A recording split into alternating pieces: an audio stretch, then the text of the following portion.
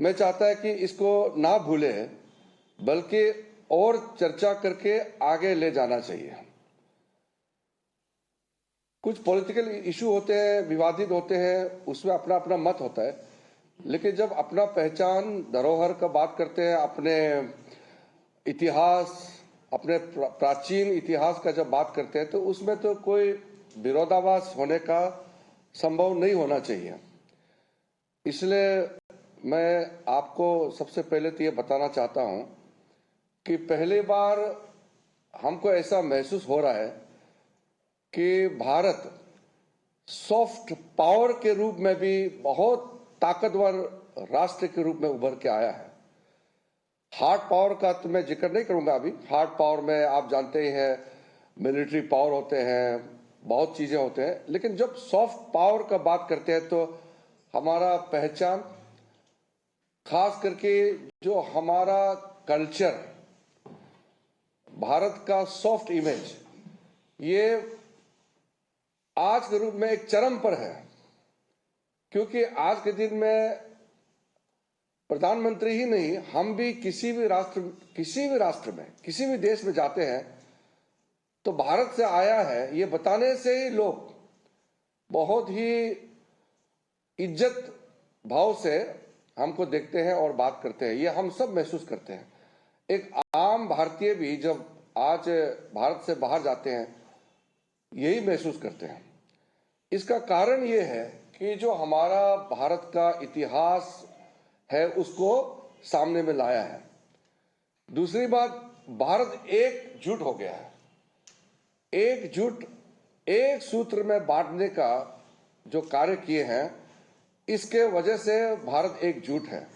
और भारत एकजुट है तो ये तो साधारण सी बात है, जब एकजुट होता है तो ताकतवर बन जाता है। वो अंग्रेजी में भी कहते हैं ना, united we stand, divided we fall. उसी में मैं 2-4 पॉइंट्स आपके सामने में रखना चाहता हूं। सबसे पहले प्रधानमंत्री जी का जो कल्पना है, एक भारत श्रेष्ठ भारत।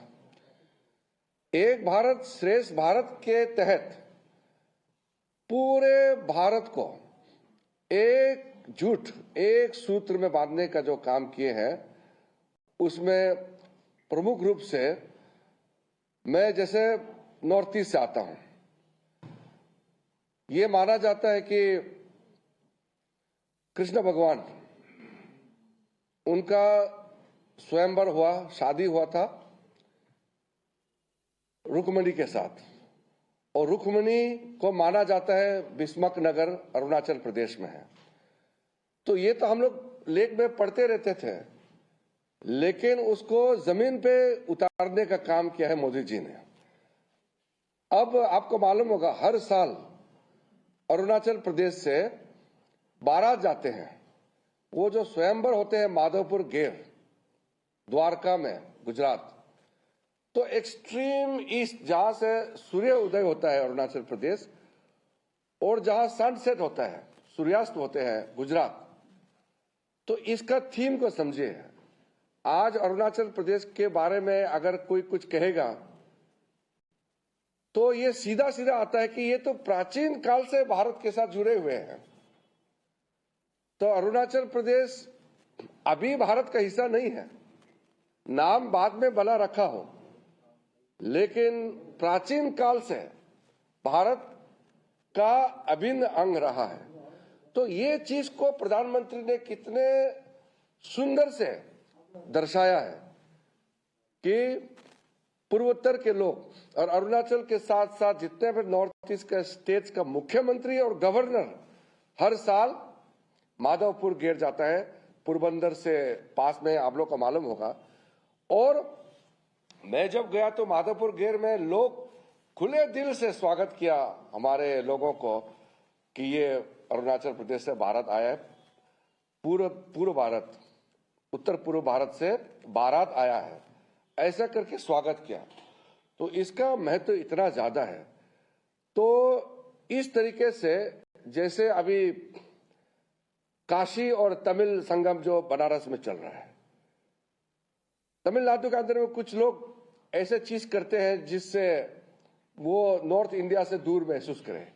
जबकि तमिलनाडु, तमिल कल्चर और काशी, वाराणसी का जो संबंध है वो प्राचीन है। तो इसको मोदी जी ने कितने खूबसूरत से इसको दर्शाया है। इसी प्रकार अलग अलग कई चीजें जो हुए हैं, पूरे भारत को एक सूत्र में बांधने के लिए जो एक भारत श्रेष्ठ भारत का अभियान चलाया है, उसमें कई सूत्र है। मैं डिटेल में अभी नहीं बताऊं क्योंकि बहुत लंबा हो जाएगा। चाहे वो एक स्टेट से दूसरे स्टेट के बीच में कल्चरल एक्सचेंज का प्रोग्राम हो, एक स्टेट का पुलिस फोर्स दूसरे स्टेट का पुलिस फोर्स से आदान प्रदान हो, यूथ एक्सचेंज प्रोग्राम होते हैं। तो इस तरह के कई सारा कार्यक्रम लगातार ये continuous. All right, Union Minister Kiren Rijiju, in fact, saying that India stands united and in fact, India is emerging as a soft power.